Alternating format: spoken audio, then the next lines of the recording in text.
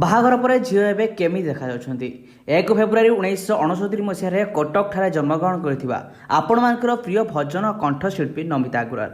ଆଜି ଆମେ ଜାଣିବା ଯେ ସେ ନମିତା ଅଗ୍ରୱାଲଙ୍କର ଘର ପରିବାର ତାଙ୍କର ପର୍ସନାଲ ଲାଇଫ୍ ସମ୍ପର୍କରେ।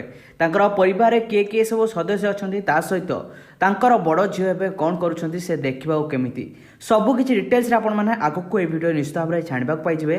ଭିଡ଼ିଓକୁ ନିଶ୍ଚିତ ଭାବରେ ଶେଷ ପର୍ଯ୍ୟନ୍ତ ଦେଖିବେ। ଯେଉଁମାନେ ପ୍ରକୃତରେ ନମିତା ଅଗ୍ରୱାଲଙ୍କୁ ତାଙ୍କର ଗୀତକୁ ବେଶ ପସନ୍ଦ କରନ୍ତି, ନିଶ୍ଚିତ ଭାବରେ ଭିଡ଼ିଓକୁ ଲାଇକ୍ କରିବେ ଏବଂ କମେଣ୍ଟ କରି ଜଣାଇବେ ଯେ ତାଙ୍କର କେଉଁ ଗୀତ ଆପଣଙ୍କୁ ସବୁଠୁ ବେଶୀ ପସନ୍ଦ ଆସେ। ତାହେଲେ ଦର୍ଶକ ବନ୍ଧୁ, ଆପଣମାନେ ନମିତା ଅଗ୍ରୱାଲଙ୍କ ଝିଅ ତାଙ୍କ ପରିବାର ସମ୍ପର୍କରେ ଆଗକୁ ନିଶ୍ଚିତ ଭାବରେ ଜାଣିବେ, କିନ୍ତୁ ତା ପୂର୍ବରୁ ଆପଣମାନେ ପ୍ରଥମେ ତାଙ୍କ ବିଷୟରେ, ତାଙ୍କର ପର୍ସନାଲ ଲାଇଫ୍ ସମ୍ପର୍କରେ କିଛିଟା ତଥ୍ୟ ଜାଣି ରଖନ୍ତୁ। 1981 ମସିହାରେ ନମିତା ଅଗ୍ରୱାଲ ଅଲିଉଡ୍ ଜଗତରେ ପାଦ ଥାପିଥିଲେ।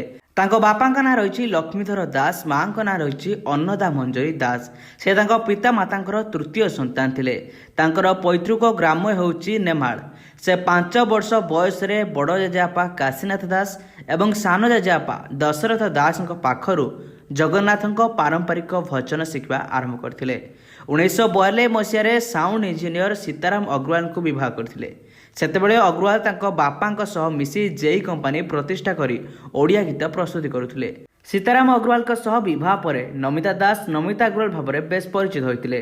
10 ବର୍ଷ ବୟସରେ ସେ ବିଧିବଦ୍ଧ ଭାବରେ ଅଖିଳ କୁମାର ଲେଙ୍କା ଭଲ ଭଲ ସଙ୍ଗୀତ ଗୁରୁଙ୍କ ସହିତ ସେ ସଂସ୍ପର୍ଶରେ ଆସିଥିଲେ ଏବଂ ଗୀତ ଶିକ୍ଷା ଆରମ୍ଭ କରିଥିଲେ।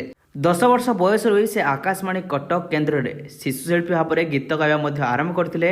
1986 ମସିହାରେ 16 ବର୍ଷ ବୟସରେ ଆକାଶବାଣୀର ସ୍ୱୀକୃତିପ୍ରାପ୍ତ ଶିଳ୍ପୀ ଭାବରେ ଯୋଗ ଦେଇଥିଲେ। 1989 ମସିହାରେ ସେ ଆକାଶବାଣୀ ବ୍ୟତୀତ ଘରୋଇ ଷ୍ଟୁଡିଓରେ ଗୀତ ଗାଇବା ମଧ୍ୟ ଆରମ୍ଭ କରିଥିଲେ। ସେ ନିଜ କ୍ୟାରିୟରରେ ଉଭୟ ଫିଲ୍ମ, ଆଲବମ୍, ତା ସହିତ ଅନେକ ଭଜନରେ କଣ୍ଠ ପ୍ରଦାନ କରିଛନ୍ତି। ଅନେକ ଗୁଡ଼ିଏ ପୁରସ୍କାରରେ ମଧ୍ୟ ସମ୍ମାନିତ ହୋଇଛନ୍ତି। ତେବେ ଆସନ୍ତୁ ବର୍ତ୍ତମାନ ଜାଣିବା ତାଙ୍କର ପରିବାର ସମ୍ପର୍କରେ। ଦର୍ଶକ ବନ୍ଧୁ, ନମିତା ଅଗ୍ରୱାଲଙ୍କ ପରିବାର କହିଲେ ତାଙ୍କର ପରିବାରର ସବୁ ସଦସ୍ୟଙ୍କୁ ନିଶ୍ଚିତ ଭାବରେ ଆପଣମାନେ ଭିଡ଼ିଓର ସ୍କ୍ରିନ୍ରେ ଦେଖିବାକୁ ପାଇଯାଇଥିବେ। ବଡ଼ ପୁଅଙ୍କର ବାହାଘର ନିକଟରେ ସରିଥିଲା।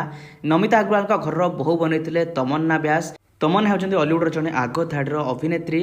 ତା ସହିତ ନମିତା ଅଗ୍ରୱାଲଙ୍କର ୟୁଟ୍ୟୁବ୍ ଚ୍ୟାନେଲ୍ ରହିଛି ସିଦ୍ଧାର୍ଥ ଟିଭି, ସିଦ୍ଧାର୍ଥ ମ୍ୟୁଜିକ୍ର ମାଲିକାଣୀ ମଧ୍ୟ ନମିତା ଅଗ୍ରୱାଲ। ତା ସହିତ ସେ ମଧ୍ୟ ଅନେକ ଗୁଡ଼ିଏ ଇଣ୍ଟରଭ୍ୟୁରେ କହିଛନ୍ତି ଯେ ସେ ନିଜର ବଡ଼ ବୋହୂକୁ ବଡ଼ ଝିଅର ଭଲ ପାଇବା ଦେଇଥାନ୍ତି।